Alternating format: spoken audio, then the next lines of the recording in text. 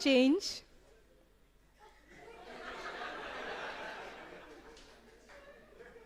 change,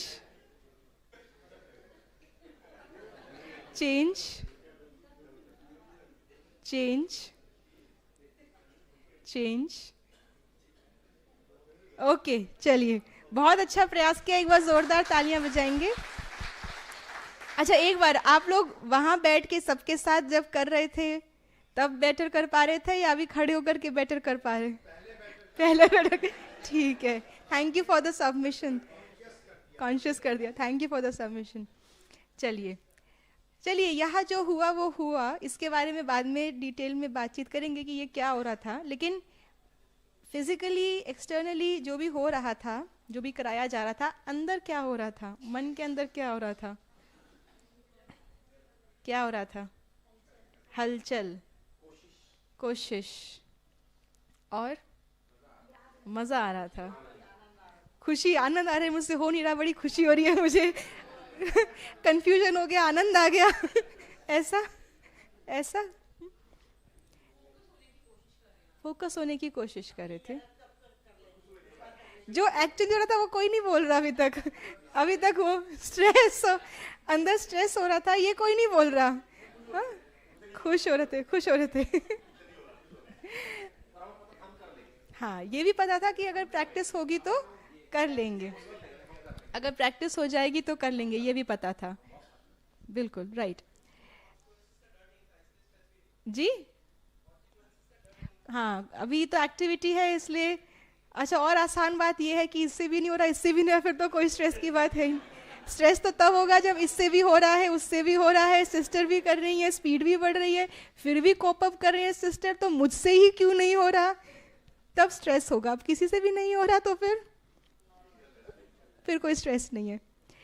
जिस चीज़ की हम हर बार हर सिचुएशन में चर्चा करते हैं, स्ट्रेस, ये शब्द, इसका अर्थ क्या है? इसके अर्थ के अंदर ही इससे मुक्ति पाने का, इसको अनइंस्टॉल करने का कमांड समाया हुआ है. What is the meaning of the word stress? That is the reason. Unwanted thinking कारण है स्ट्रेस का, लेकिन स्ट्रेस क्या है?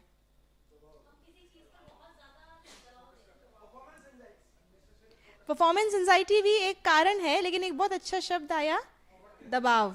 और हाँ हाँ, वो बताएंगे आपको. लेकिन दबाव भी एक प्रकार से आपने एक पर्यायवाची बताया है स्ट्रेस का. वो रीजन है स्ट्रेस का, कारण है. कारण नहीं पूछ रही, उसका सिम्टम नहीं पूछ रही, उसका पर्यायवाची नहीं पूछ रही, उसका कॉन्सिक्वेंस नहीं पूछ रही, वो क्या है वो पूछ रही हूँ. फियर और फेलियर भी एक कारण है स्ट्रेस का. हाँ जी, thoughts, not every thought is stressful. अभी आप लोगों ने बहुत अच्छे शब्द कहे थे, खुशी, प्रयास, कोशिश, focus. It is a reason. It is a reason.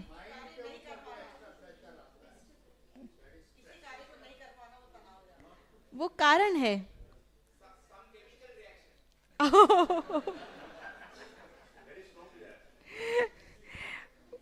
That is a consequence of stress. Chemical reaction is not stress, it is the consequence of stress. I will very clearly define and let you know the reason and the subsequent consequence. Would you like to know that? Right? अच्छा, stress की एक, चलिए कुछ और भी कह रहे हैं, चलिए लास्ट. इतना दूर दूर आप बैठे, झगड़ा हुआ है, आगे आ जाइए, आगे आ जाइए. जो पीछे पीछे बैठे हैं, किसी से कोई झगड़ा तो नहीं हो, रूममेट झगड़ा करके आए हो बिल्डिंग से, नहीं ना, तो आगे आगे आ जाइए. Be comfortable. Very very close, very very close, almost almost there, almost there. Right, बस वो शब्द नहीं आया, but you are almost there. I will tell you. That is also a reason. That's also reason. चलिए.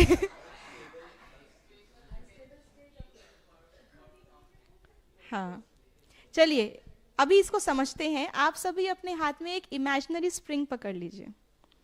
Just hold in. सभी ने springs देखी हैं, यूज़ की हैं, बचपन में खेला है, राइट? अभी ये इमेजिनरी स्प्रिंग आप सभी के हाथ में है। जितना भी एक हफ्ते का आपके मन का स्ट्रेस है इस पे लगा दीजिए। पास्ट 1 वीक का क्या होगा इसको? जिसका एक हफ्ते में कुछ हुआ नहीं तो 1 महीने का लगा दीजिए, क्या होगा अल्टीमेटली? क्या होगा इसको? ये दब जाएगी, इट विल कंप्रेस। अब जैसे ही आप हाथ हटाएंगे क्या होगा? It will bounce back to original normal. Very nice. इसका मतलब ये पोजीशन उसकी ओरिजिनल पोजीशन नहीं है, नॉर्मल पोजीशन नहीं है। किसी भी चीज की abnormal unoriginal position is it's stressful position. इसको हिंदी में हम कह देंगे दबाव। अभी किसी ने कहा स्ट्रेस इज दबाव, तो दबाव हिंदी शब्द है, स्ट्रेस उसका इंग्लिश शब्द है। मीनिंग क्या है उसका? It is unnatural abnormal position of state of mind. अब इसी स्प्रिंग को दोनों एंड से पकड़ लीजिए। पहले एक हाथ से पकड़ा था, राइट? अभी इसको लिटा दीजिए स्प्रिंग को और दोनों हैंड से खींच पकड़ लीजिए। अब इस पे खींचिए इसको। अब क्या हो रहा है? अब जैसे ही हाथ छोड़ेंगे क्या होगा? Come back to its normal original position. तो ये खिंची हुई, इसको हिंदी में कहेंगे तनाव, इंग्लिश में इसको भी क्या कहेंगे? स्ट्रेस। तो दबाव हो या तनाव हो, ये जैसे इस स्प्रिंग की एबनॉर्मल अनओरिजिनल पोजीशन थी, ऐसे ही हमारे मन में भी दबाव, तनाव या stress is an abnormal unoriginal state of mind. Clear? This is stress. So to say that stress is normal, is it okay? Is it okay? Okay. Normal है तो फिर तो कोई प्रॉब्लम नहीं ना। हम बैठे क्यों हैं यहाँ पे? अच्छा, नॉर्मल। अब नॉर्मल किसको कहेंगे? चलिए, स्ट्रेस नॉर्मल है या नहीं है वो देखते हैं। नॉर्मल किसको कहेंगे? हाँ, ठीक है, उस पे भी आ रहे हैं, यही लिखा है, is little bit of stress important. जो आप कह रहे हैं उसी पे आ रहे हैं, क्योंकि अगला प्रश्न वही होता है, थोड़ा बहुत तो नॉर्मल है, उससे ज्यादा एबनॉर्मल है। ठीक है, नॉर्मल की डेफिनेशन क्या है? अभी फिर हमें समझना पड़ेगा नॉर्मल किसको कहते हैं। जब हम कंफर्टेबल फील करें। Yes, you are 90% there. Original. अच्छा, वो नॉर्मल स्ट्रेस हो गया कि 9:30 आना है। ठीक है जी, हाँ मैं जानती थी ये आएगा, लेकिन ज्यादा करेंगे तो वो खिंची हुई उसकी नॉर्मल हो जाएगी। मैं उसी पे आ रही हूँ। I am coming to that example only. जी हाँ जी जी। अब देखिए हम कितने इंटेलिजेंट है।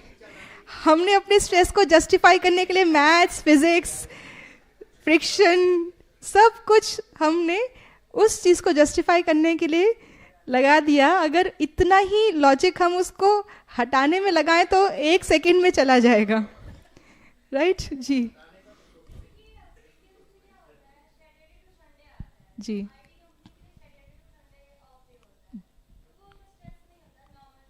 हाँ जी, ठीक है। देखिए नॉर्मल किसको कहते हैं? नॉर्मल की डेफिनेशन क्या है? संडे।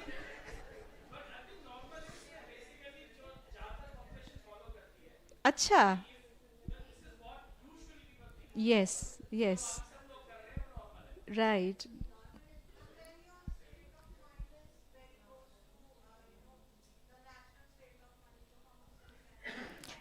वही नॉर्मल, नेचुरल, ओरिजिनल, ये शब्द किस चीज पे आप लगाएंगे? राइट।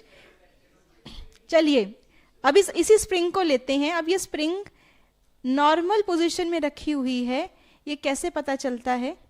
क्योंकि जब तक वो स्टेबल है, सदा उसी पोजीशन में रह सकती है। जैसे आपने कहा कंफर्टेबल, जब तक आप उस पोजीशन में सदा रह सकते हैं, तो वो आपकी नॉर्मल पोजीशन है, भले वो आपकी अक्वायर्ड नॉर्मल है या आपकी ओरिजिनल नॉर्मल है, लेकिन अगर आप उसमें सदा रह सकते हैं तो वो आपकी नेचुरल नॉर्मल पोजीशन है। आप स्ट्रेस में सदा नहीं रह सकते, थोड़े से स्ट्रेस में भी आप सदा रहना पसंद नहीं करेंगे। आप क्या कहते हैं, काम हो जाए बस, ठीक है। तो इसलिए हम अब अगर मान लीजिए किसी ने अपना ब्लड टेस्ट करवाया, आपके ब्लड टेस्ट में हीमोग्लोबिन आया 9, अब आपको पता ही नहीं है होना कितना चाहिए। आपने 1-2 लोगों की ब्लड टेस्ट रिपोर्ट देखी, उनका भी हीमोग्लोबिन 9, तो अरे इसका भी 9, मेरा भी 9, 9 ही नॉर्मल है। आपको पता ही नहीं कि आप एनेमिक हैं। अब आप इस 9 को ठीक करने का कोशिश करें, ना करें, ज़्यादा है कम करें, कम है ज़्यादा करें, कुछ नहीं है सब ठीक है, ऐसे ही चलता रहे, आपको पता ही नहीं। क्यों? क्योंकि आपको नॉर्मल नहीं पता, आपको ओरिजिनल वैल्यू नहीं पता। इसीलिए हर व्यक्ति उस चीज़ को समझ सके, इसलिए उसकी एक नॉर्मल रेंज लिखी होती है। तब आप समझते हैं अच्छा ये नॉर्मल रेंज के बाहर है, हमें तो पता ही नहीं था कितनी नॉर्मल रेंज होती है। When you compare your present state with the normal state, normal range, then you come to know the delta. और फिर आप मेहनत करते हैं, पुरुषार्थ करते हैं उसको वापस से उसी नॉर्मल रेंज में फिट करने की। हमें अपना नॉर्मल ही नहीं पता, हमें अपना ओरिजिनल ही नहीं पता, जो आज सुबह हमें बताया था। तो हम तो जो है जैसे हैं वैसे सब लोग अपने आप को वैसे ही मानते, तो हमको लगा यही सही है, यही सत्य है, ऐसे ही चलनी है जिंदगी। फिर अगर कोई नॉर्मल वाला आएगा तो बोलेगा ये तो टू मच है, इतना कौन करता है आजकल, 11 हीमोग्लोबिन, ये तो अब नॉर्मल है। जबकि इतना कुछ कह के चला गया, उसने कुछ बोला ही नहीं। ऐसे थोड़ी ना होना चाहिए दुनिया के अंदर। हम होते तो ही बताते। तो जो भी हमारे जैसे हैं वो नॉर्मल हो गए, और जो वो है वो अब नॉर्मल हो गया। ये तो उस दुनिया का है ही नहीं। तो इसलिए हमको पहले तो नॉर्मल पता होना चाहिए, तभी हम समझ पाएंगे। और फिर उस नॉर्मल को अनुभव करके देखें कि मैं कितना समय इस पोजीशन में रह सकती हूँ, इसका मतलब ये मेरी नॉर्मल पोजीशन है।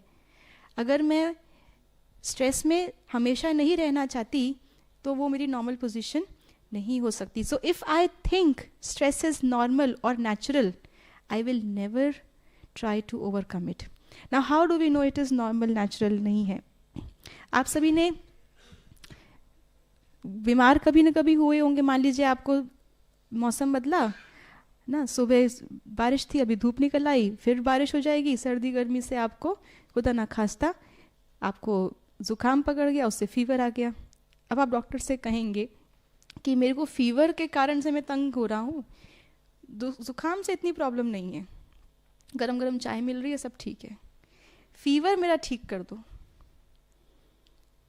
Fever is not letting me work but the cold is okay, तो होगा? नहीं होगा ना। इसका भले बीज छोटा होता है और वृक्ष हमेशा बड़ा होता है, लेकिन वो वृक्ष उसका जन्मदाता कौन है? वो छोटा बीज ही है ना। हम ये बोले इस बड़े से वृक्ष को काट दो, इस बीज को रहने दो, फिर किसी को बॉडी में कहीं कैंसर हुआ है, नासूर हुआ है, सब कुछ ठीक कर दिया, 1-2 सेल्स रह गए, कहीं आपके पस पड़ गई, आपने सारा क्लीन कर दिया, एक पिन पॉइंट भी रह गया, फिर वो एक पिन पॉइंट ही, एक सेल ही मल्टीप्लाई होकर के फिर से पूरी डिजीज बनाएगा, रिलैप्स हो जाएगा। तो बीज तो छोटा ही होगा हमेशा, लेकिन वो बीज तो बड़ा होकर के वृक्ष बनेगा। इसलिए लिटिल बिट ऑफ स्ट्रेस, आज आपको लग रहा है वो मेरे कंट्रोल में है, वो लिटिल बिट है, लेकिन वो बीज कल को वृक्ष बनेगा। अच्छा, आपने कभी पटाखे चलाए हैं दिवाली पर? खूब चलाए हैं। तो जब आप पटाखे चलाते थे तो आपके हाथ में अगरबत्ती या कैंडल होती थी, उससे आपने पटाखे की बत्ती पर लगाई चिंगारी, और फिर क्या करते थे? भाग जाते थे। किससे भाग रहे हैं? तो चिंगारी तो आपके हाथ में ही है, जो आपने उसमें लगाई, वो तो छोड़ के नहीं भागे, वो लेके भागे। तो इस चिंगारी से नहीं भागे जो आपके हाथ में है, उस चिंगारी से भागे जो आपने ही वहां लगाई है। क्यों? क्योंकि वो फटने वाला है, विस्फोट होने वाला है उसका। It is going to blast, it is going to explode. So what is the reason of the explosion? You आप जाके खड़े हो जाइए उस पटाखे के आगे, वो फट जाएगा। फायर, चिंगारी। अभी वैसा ही दूसरा पटाखा ले करके उसी पैकेट से उसको आप एक बार पानी में डिप करके अभी बॉन फायर में डाल दीजिए। अब वो एक चिंगारी ने इतना बड़ा एक्सप्लोजन किया, तो यहाँ तो उस चिंगारी से 1000 टाइम्स ज़्यादा पोटेंसी की आग, तो पटाखा भी 1000 टाइम्स ज़्यादा एक्सप्लोड होगा? नहीं होगा, नहीं होगा। फिर से पहले वाले केस में जाएं। विस्फोट का, एक्सप्लोजन का कारण क्या था? अगर चिंगारी होती तो यहाँ आग और बड़ा धमाका करती। रीजन क्या था? बारूद, बारूद, बारूद था तो चिंगारी ने भी धमाका कर दिया, और अब बारूद ही नहीं रहा तो आग भी कुछ नहीं कर सकती। अपने आप को हम चेक करें। हम दूसरे को दोष देते हैं, उसने ऐसी बात कह दी तो मैं भड़क गई। कहीं हम बारूद लेके तो नहीं घूम रहे? और ऐसे लोग आएंगे जो देखेंगे बस आज ये तैयार है, वो भी चिंगारी लगा के दूर भाग जाएंगे, और यहाँ पीछे से आप धमाके पे धमाके करेंगे और वो दूर खड़े होके फायरवर्क्स देखेंगे। होता है ऐसे? होता है। चिंगारी लगाने वाला कहाँ चला गया पता नहीं, पढ़ो चिंगारी लगाने वाला कहाँ चला गया, सीन में से गायब हो गया, पता ही नहीं। और हम दोष किसको डालते हैं? दोष किस पे डालते हैं? चिंगारी वाले पे। लेकिन अगर हमारे अंदर बारूद ही ना हो तो चिंगारी की जगह पे आग भी आ जाए तो भी कुछ नहीं होगा। ये ग्लास है, इस ग्लास को लेके मैं चल रही हूँ, किसी ने मुझे ठोकर मारी तो क्या गिरेगा? पानी है तो पानी गिरेगा। जूस हुआ तो, चाय हुई तो, ये फर्क पड़ता है कि आपने धक्का मारा तो चाय गिरेगी, आपने धक्का मारा तो जूस में गिरेगा, वहां से धक्का आया तो पानी। जो अंदर था वही बाहर आया। नींबू को काट के निचोड़ेंगे तो नींबू का ही रस आएगा, आम का रस नहीं मिलने वाला। हम कहते नहीं उसने वो बात कह दी थी ना इसलिए मुझे गुस्सा आया। गुस्सा आपके अंदर है, स्ट्रेस आपके अंदर था, नहीं तो कोई निचोड़े, कोई क्रश करे, कोई काटे, कोई धक्का दे, वही गिरेगा, जो वही बाहर आएगा जो अंदर है। हमने अपने अंदर रखा हुआ है, इसलिए कोई भी चिंगारी लगाता है, कोई भी धक्का देता है, कोई भी कुछ करता है तो इमिडिएटली वो आता है और दिखाई क्या देता है? उसके कारण। XYZ कारण नहीं है। कारण क्या है? कुछ गिरेगा ही नहीं।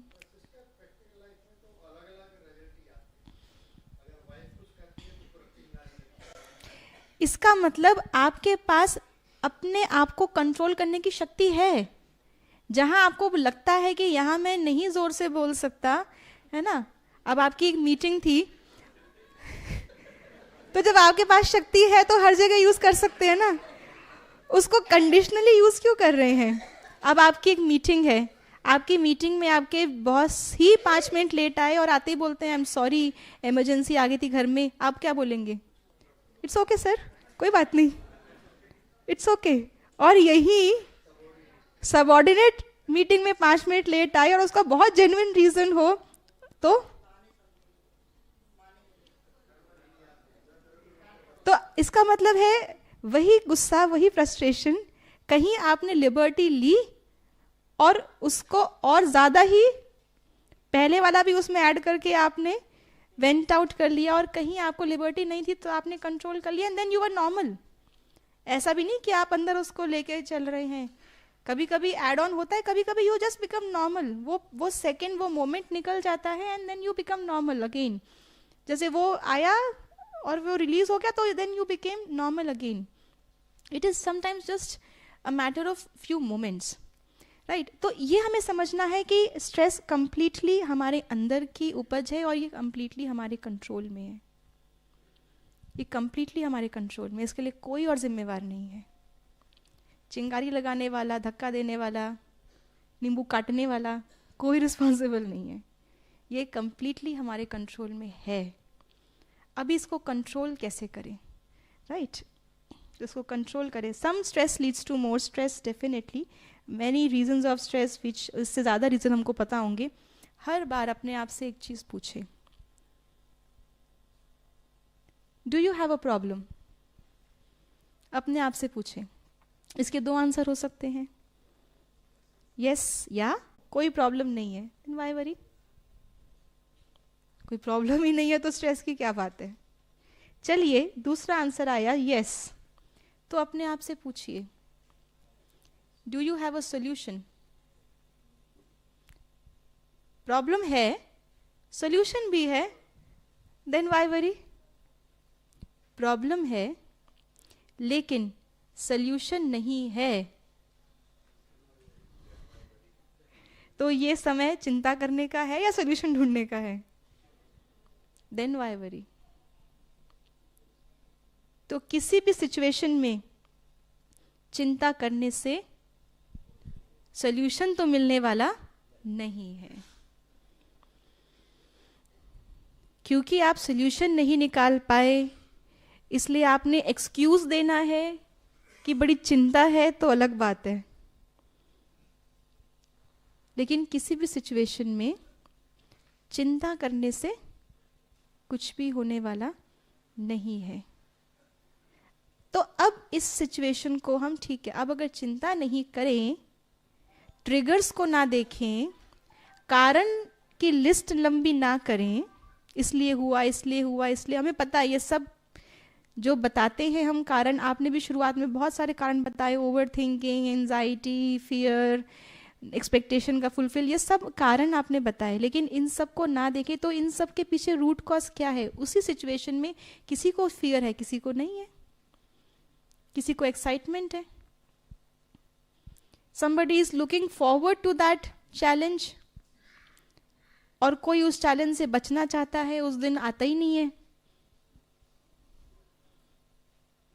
कोई ना कोई बहाना हमारा लगा करके. So now what to do. So this is a stress formula. जैसे हम लोग फिजिक्स में पढ़ते हैं, pressure is equal to force divided by unit area.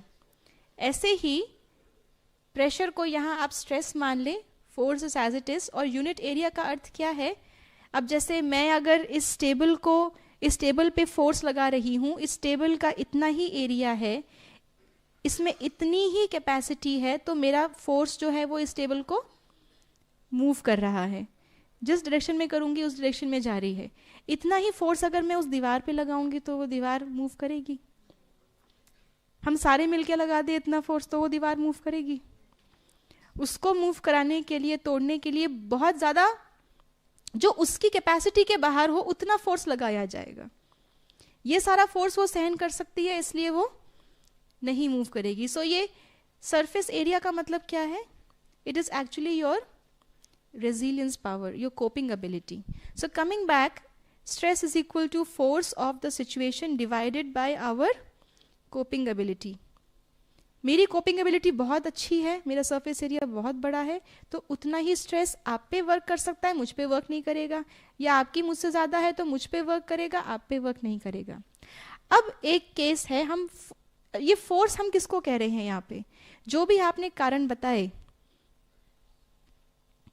ये सारे रीजंस थे, फोर्स है. अब इन कारणों को अगर हम देखें आज से आने वाले 5 साल में, इन कारणों का क्या होगा. अगर आपने कहा वर्क प्रेशर बढ़ेगा कम होगा, फैमिली की एक्सपेक्टेशंस बढ़ेंगी कम होंगी, खर्चे, expectations, health issues, traffic, global warming, competition, तो ये सब कुछ तो बढ़ने वाला है. तो अगर फोर्स बढ़ रहा है तो स्ट्रेस को क्या होगा. अब थोड़ी सी मैथ्स पे आ जाते हैं. बढ़ेगा, रॉन्ग।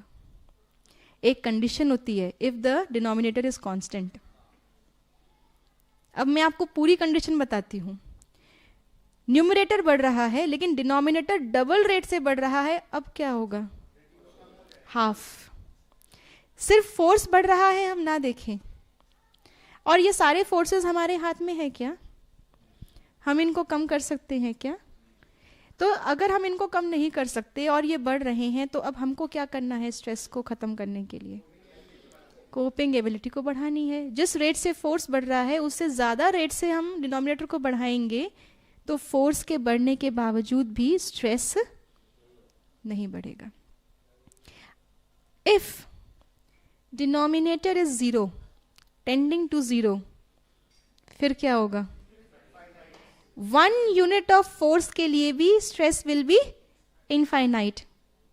मिसाल के रूप से कभी कभी होता है, आपने किसी व्यक्ति से पूछा भाई ये काम हो जाएगा ना, उसका जवाब क्या आएगा? हाँ हो तो रहा है, कर ही तो रहे हैं, और कितना करें, आप तो कभी संतुष्ट नहीं होते, आप ही कर लीजिए। अब आप कहेंगे इतना क्यों भड़क गए, इतना ही तो पूछा था। तो आपका फोर्स 1 यूनिट ही था, लेकिन उस समय उस व्यक्ति की कोपिंग एबिलिटी किसी कारण से टेंडिंग टू 0 होगी, इसलिए आपकी छोटी सी बात पर भी इतना उसका स्ट्रेस लेवल बढ़ गया और इतना उसका एक्सट्रीम रिएक्शन आया। अब आप सारा दिन ये सोचते रहेंगे मैंने ऐसा कह क्या दिया। वो आपके कहने की बात नहीं है, उस व्यक्ति की उस समय कोपिंग एबिलिटी उतनी ही थी। और यहीं अगर denominator tends to infinity, then what will happen? Stress will be 0 no matter what the force of situation is. और ये बात भी तय है कि जो सिचुएशन मेरे पास है बाकियों की उससे बहुत डिफरेंट नहीं है। हमें लगता है कि सबसे ज़्यादा हम ही दुखी हैं, सबसे ज़्यादा हमारे पास ही है। हम ये रिकॉग्नाइज नहीं करते कि we all are sailing in the same boat. सबके पास अपने अपने चैलेंजेस हैं। We are all sharing our challenges. और जो चैलेंज मेरे पास आया है, कहीं ना कहीं अगर आप स्पिरिचुअल फिलॉसफी को अप्लाई करें, कर्म फिलॉसफी को अप्लाई करें, that force can not be too much for me to handle, because वो आया मेरे कर्म के प्रभाव से ही है। ऐसा भी मैंने कुछ महापाप नहीं किया होगा जो बिल्कुल बियॉन्ड माई एबिलिटी कोई फोर्स आ गया। इट इज़ जस्ट दैट इस समय मैं समझ नहीं पा रही हूँ कि ये क्यों आया और इससे कैसे बाहर आऊँ, लेकिन आया कहीं ना कहीं ये मेरे कर्म से ही है। तो जब मैं उस कर्म को क्रिएट करने वाली हो सकती हूँ जिसका रिजल्ट ये फोर्स है, तो मैं सॉल्यूशन क्रिएट करने वाली भी बन सकती हूँ।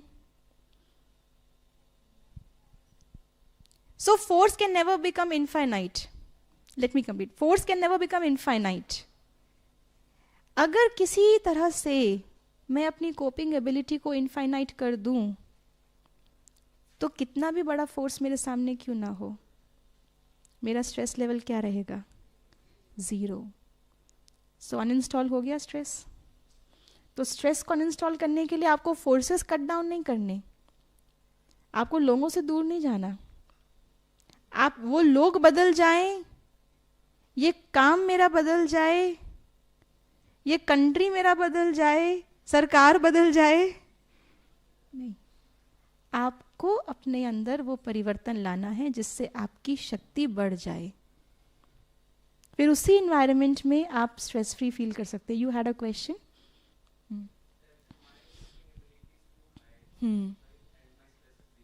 ठीक है, मुबारक हो। हाँ हाँ, ठीक है ठीक है।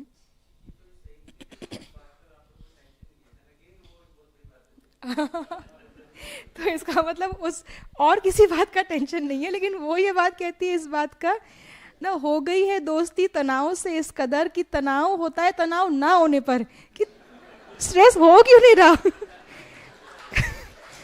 इतनी दोस्ती है कि अगर स्कूल में बच्चा पढ़ता है, उसका अगले दिन एग्जाम है, सारे बुक्स में डूबे हुए हैं, उसका सब कोर्स कंप्लीट हो गया, रिवीजन भी हो गया, अगर वो बाहर निकल जाए खेलने तो उसको इसी बात का स्ट्रेस हो जाएगा कि मुझे स्ट्रेस क्यों नहीं है। दिस इज नोन एज, आपने स्ट्रेस को नॉर्मली मान रखा है, आपने नहीं, जिस जो भी ऐसे सोचते हैं। तो इसलिए अगर, तो jokes apart, that was on a lighter note, लेकिन वो भी सत्य है, हमने इतना नॉर्मल मान लिया कि अगर हमें जिस सिचुएशन में औरों को स्ट्रेस है उसमें हमें स्ट्रेस ना हो, तो या तो हम अपने आप को एबनॉर्मल मानते हैं या दूसरे हमको एबनॉर्मल मानते हैं। सो लेट इट बी, उनका फोर्स ज़्यादा है जो वो आपको एबनॉर्मल माने और आप वैसा फील करने लग जाएं, या आपका फोर्स ज़्यादा है जो वो अपने आप को नॉर्मल से डेविएटेड माने और नॉर्मल बनने लग जाएं। अब ये आप पे डिपेंड करता है। हाँ,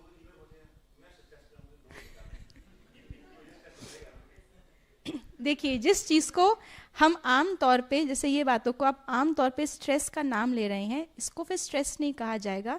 you have a sense of responsibility, जिम्मेदारी। You have a sense of responsibility कि ये समय पे करना है। और ऐसा नहीं है कि हम स्ट्रेस फ्री हैं तो हम इतने स्ट्रेस फ्री कि दूसरे को, हम अपनी रिस्पॉन्सिबिलिटी को टाइम पे ना करें और उसका दूसरे को स्ट्रेस हो जाए, ये भी ठीक नहीं है। So there is a difference between de-stressed and a careless person. हाँ, अब सारे दोष उसी पे क्यों डालते हैं? वो भी है ना, वो भी यहाँ बैठी होंगी, वो तो कुछ नहीं कह रही। हाँ, सारे दोष उसी पे क्यों डालते हैं? जी जी,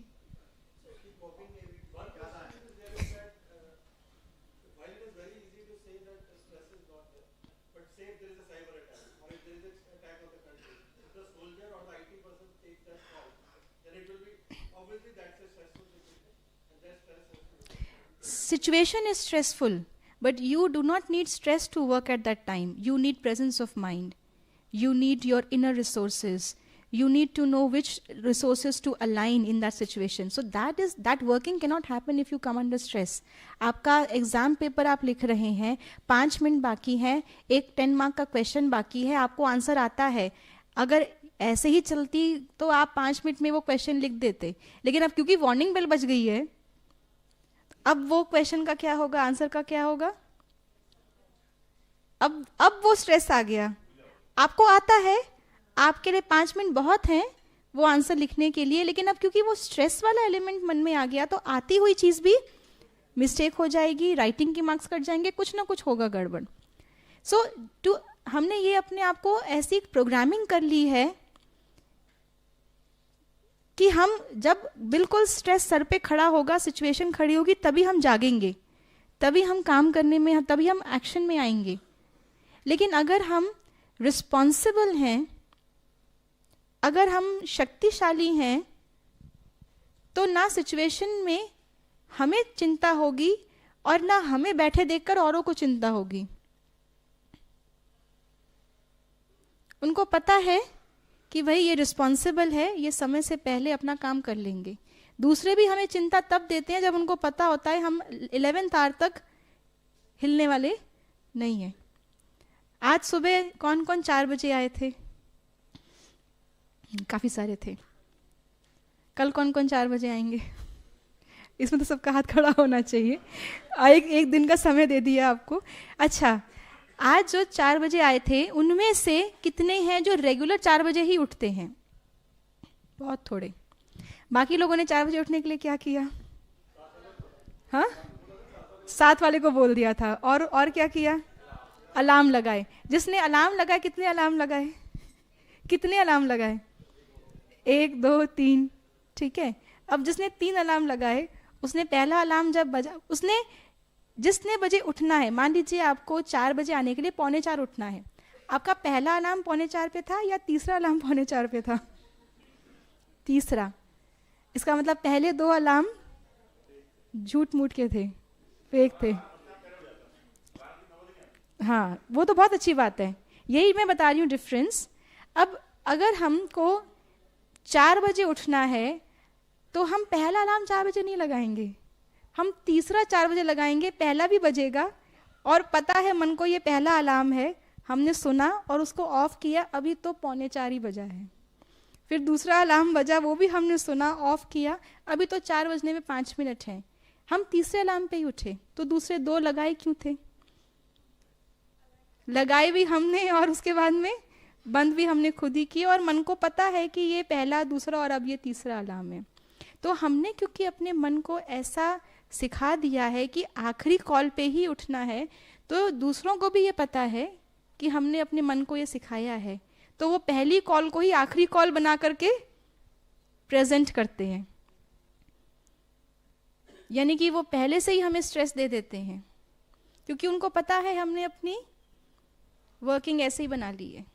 लेकिन अगर उनको ये पता हो कि आप हल्के से इशारे से भी उठ जाएंगे, तो वो आपके कमरे में कैसे आएंगे?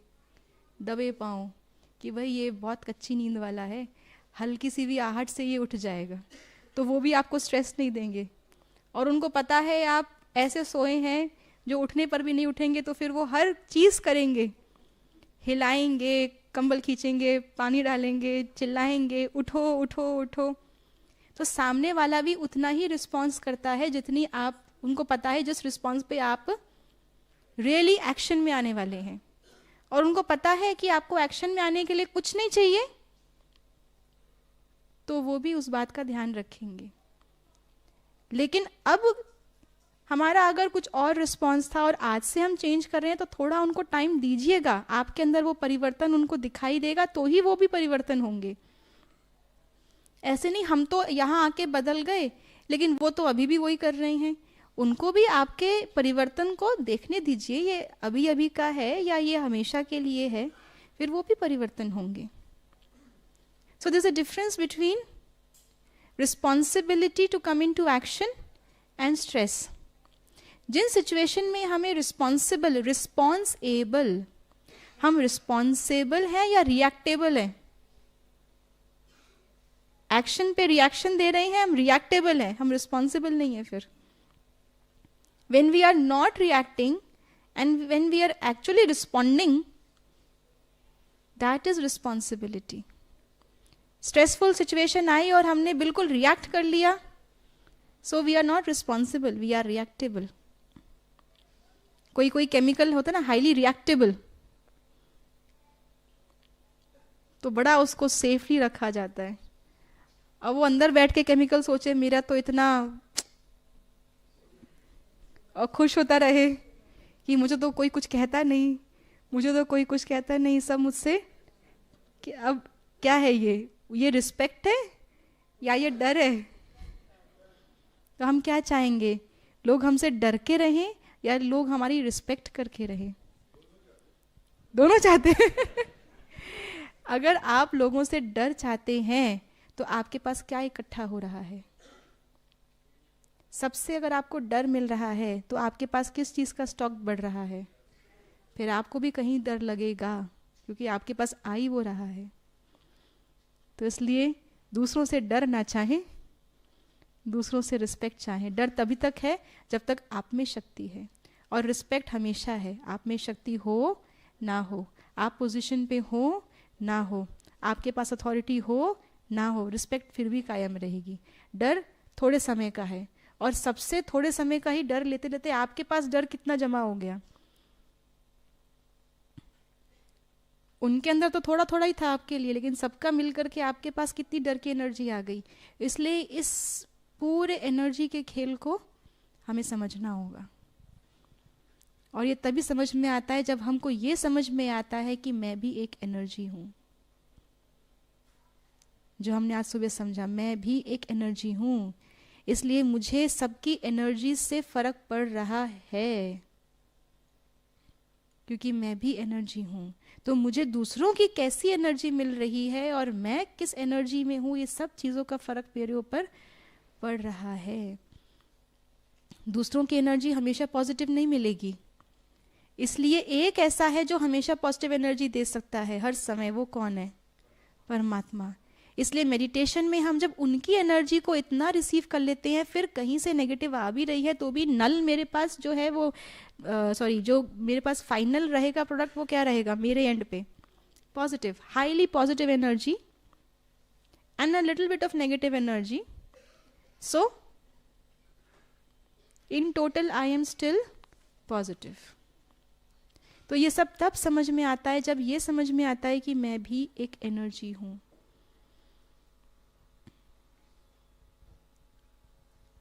तो जब ये रियलाइजेशन और ये अथॉरिटी कि सब कुछ मेरे हाथ में ही है, सब कुछ मेरे हाथ में है, then we can actually come in to the mode of action. वरना तो हम मोड ऑफ एक्सक्यूजेस में जी रहे थे, उसने कर दिया, ऐसा हो गया, ये हो गया. उस मोड ऑफ एक्सक्यूज से मोड ऑफ एक्शन में आने के लिए this realisation is important. So it is not very difficult to overcome stress and live a stress free life. लेकिन थोड़ा सा उसके लिए हमें अपने आप को वो एनर्जी समझने की, और मैं कौन सी एनर्जी हूँ, अपने उस नेचुरल और ओरिजिनल एनर्जी के फॉर्म को समझने की ज़रूरत है. जितना ज़्यादा आप उसको यूज़ करेंगे, जैसे अभी आप अपने ब्राउज़र पे लिखे जी, तो फट से क्या आ जाता है, गूगल, क्योंकि दैट इज़ मोस्टली ब्राउज. आपने बहुत ज़्यादा उसको ब्राउज़ किया तो आपके लिए वो सजेशन बार बार आ रहा है. आप बार बार स्ट्रेस को यूज़ करेंगे तो बार बार सिचुएशन में सजेशन भी स्ट्रेस का ही आएगा. आप अपने नॉर्मल और नेचुरल स्वभाव को, शांति के स्वभाव को जितना ज़्यादा यूज़ करेंगे तो आपकी कैश मेमोरी में क्या आ जाएगा, शांति. फिर कोई भी सिचुएशन में पहला रिस्पॉन्स किस चीज़ का आएगा, शांति का. लेकिन ये प्रैक्टिस से ही होगा. जितना प्रैक्टिस करेंगे उतना ही तो, तभी तो वो कैश मेमोरी में आएगी. बातें सुने शांति की, प्रैक्टिस करे स्ट्रेस, तो कैश मेमोरी में क्या आएगा, स्ट्रेस ही आएगा ना. So these things are to be practised. हम अब तक शांति ढूंढ रहे हैं तो ढूंढते ही रहेंगे. कर रहे हैं गुस्सा, ढूंढ रहे हैं शांति, तो नेचुरल क्या बन जाएगा हमारे लिए, जो कर रहे हैं बार बार. तो एक स्टेप अंदर जाकर के अपने देखेंगे कि मैं ओरिजिनली कौन हूँ, कैसी हूँ, और वही चीज़ बाहर लेकर के आएंगे तो वो नेचुरल, हमारा जो ओरिजिनल है वही नेचुरल बन जाएगा. ओके, क्वेश्चन जी.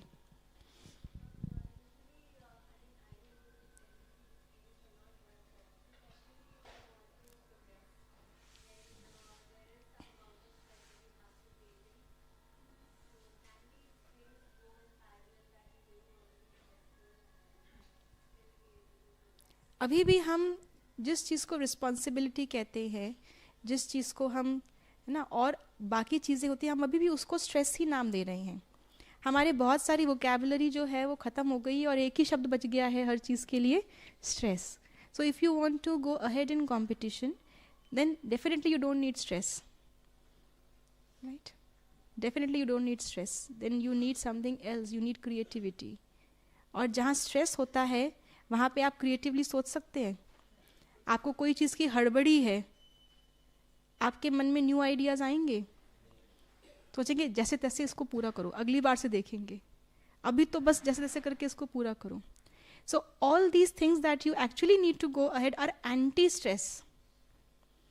लेकिन हमने वो सारी वोकैबुलरी को एक ही शब्द दे दिया है, तो वहाँ से काम बिगड़ता ही चला जा रहा है. चलिए, आपने अब तक तो लेके देखा ना, आप संतुष्ट हैं उस रिजल्ट से? संतुष्ट नहीं है ना, तो अब वोकैबुलरी को चेंज कीजिए. It is not that. And stress that we know is definitely not required to move ahead in life. ठीक है?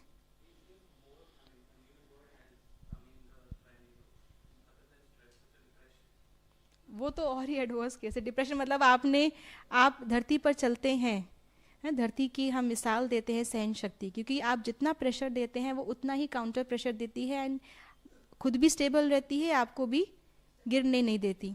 अब यहीं आप आटा गूंद लीजिए, आटे पे आपने जहां उंगली लगाई क्या पड़ गया, डिप्रेशन. इसका मतलब उंगली हट गई, गड्ढा, निशान अभी भी है. कोई बात हो गई, बात खत्म, लेकिन निशान अभी भी है, वो है डिप्रेशन. और वो डिप्रेस स्टेट क्यों आया, उसका सहन शक्ति नहीं है उसके अंदर. वो डिप्रेस स्टेट क्यों आया, तो हमको आटा नहीं बनना, हमको धरती बनना है. जितना भी प्रेशर लगाया जाए, मेरे पास काउंटर प्रेशर है, मैं खुद भी स्टेबल रहूंगी, दूसरे को भी करूंगी। हम आटा बन जाए गूंदा हुआ तो फिर जितनी जगह जितनी उंगली लगाएंगे सारे उंगलियां हट गई, लेकिन डिप्रेशंस बन गए। सो डिप्रेशन इज एग्जैक्टली दैट, किसी बात का प्रभाव मेरे मन पे छप गया, अब मैं उससे बाहर नहीं निकल पा रही, वो है डिप्रेशन।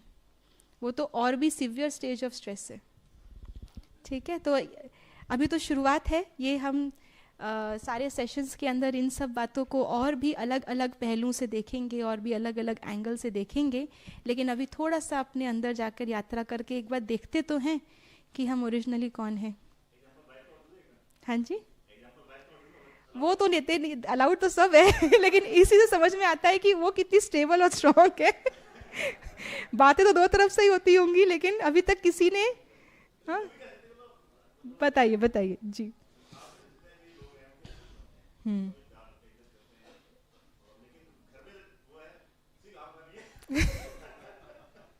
देखिए देखिए, दुनिया का सार कोई नहीं मेरे अनुसार, इसलिए ये सोच के अगर हम बैठे हैं कि मेरे अनुसार ये हो जाएंगे तो हम स्ट्रेस को लेके ही बैठे हैं। इसलिए ये ध्यान रखिए, दुनिया का सार कोई नहीं मेरे अनुसार। पहले मैं तो अपने अनुसार हो जाऊं, दूसरे से बाद में करेंगे एक्सपेक्ट, पहले मैं तो अपने अनुसार हो जाऊं। जो मैं चाहती हूँ, जो सोचना, जो बोलना, जो करना, जब करना, पहले मैं तो अपने अनुसार हो जाऊं, फिर किसी और से एक्सपेक्ट करें कि वो मेरे अनुसार हो। क्वेश्चंस अभी बाद में लेंगे because we have another session. I know it is interesting and thank you for your interest and active participation and I hope सारे सेशंस आगे में हमारा यही एंथुजियाज्म रहे। लेकिन ये बातें जो भी हमारा नेक्स्ट टॉपिक है रिवाइविंग रिलेशनशिप्स, उसमें भी ये सब बातें आपको और डिटेल में पता चलेंगी। और फिर भी कोई क्वेश्चंस है तो we are always around during your breaks, lunch time, anywhere you can always connect with us, we are always around, right. लेकिन अभी थोड़ा सा, अभी बाहर की बातें बहुत कर ली, अभी थोड़ा सा अपने अंतर जाते हैं और थोड़ा सा देखते हैं कि नेचुरली एंड नॉर्मली मैं कौन हूँ और कैसी हूँ। कौन है तो देखा सुबह, कैसे हैं।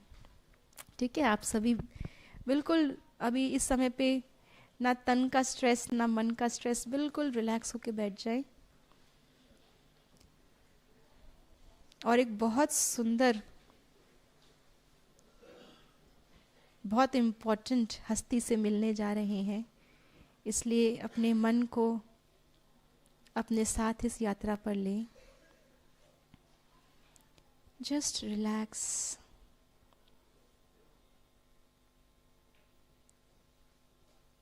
आसपास के वातावरण में जो शांति है उसे हम सुबह से अनुभव कर रहे हैं। Just take a deep breath, breathe in peace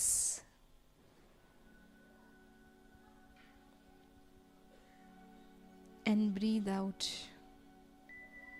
whatever is not desired. Once again, breathe in peace, breathe out anxiety.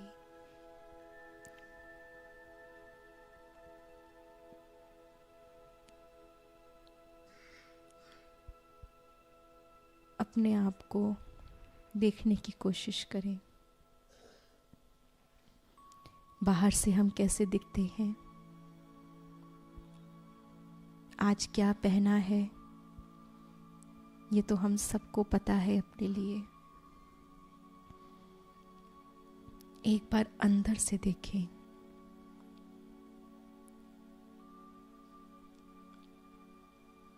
Under the skin मैं कौन हूं।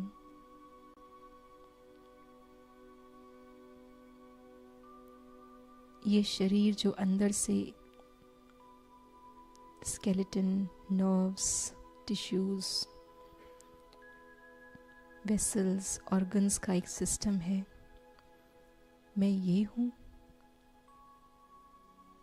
या मस्तक के बीचों बीच एक बहुत ब्यूटीफुल स्टार चमक रहा है, वेरी रेडियंट, वेरी काम।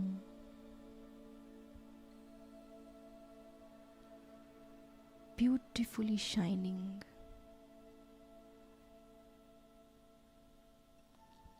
जब ये शरीर इतना बड़ा नहीं था, छोटा था, तब भी ये स्टार ऐसे ही चमक रहा था। और एक दिन जब ये शरीर होगा ही नहीं, तब भी ये स्टार ऐसे ही चमकेगा। मैं ये सितारा हूँ।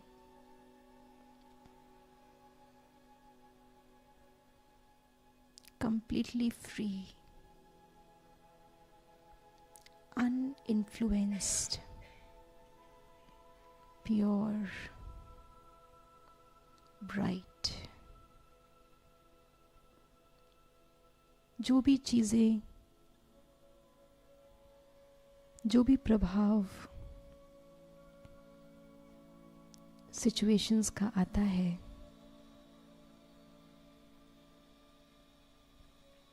अगर मैं अपनी इस इनर लाइट को ऑन रखूं, तो वो मुझसे या मुझ तक आने से पहले ही अंधकार समाप्त हो जाएगा। जब ये अंदर की लाइट ऑफ हो जाती है, तो बाहर का अंधकार, कंफ्यूजन, नेगेटिविटीज, इन सब से मैं घिर जाती हूँ। Today let me take a resolution कि मैं अपने अंदर की इस लाइट को हमेशा ऑन रखूंगी। No amount of darkness can exist if this light is on.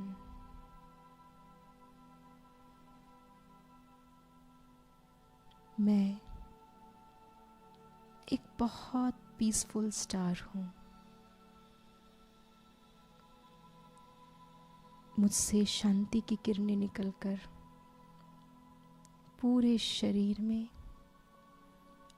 और चारों तरफ एनवायरनमेंट में फैल रही है। इतनी ब्राइट ये किरणें हैं शांति की कि अगर कोई भी नेगेटिविटी मेरे इस पीसफुल ऑरा के अंदर आने की कोशिश भी करे, तो मुझे छूने से पहले ही वो भी ट्रांसफॉर्म हो जाए। I have a powerful aura of peace, and this is my own creation. It is not borrowed. It is not conditional. It is my own creation, and I am a peaceful soul.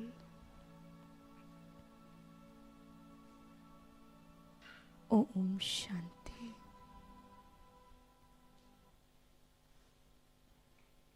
धीरे धीरे महसूस करें ये सितारा अभी भी चमक रहा है और हम आंखें खोल रहे हैं।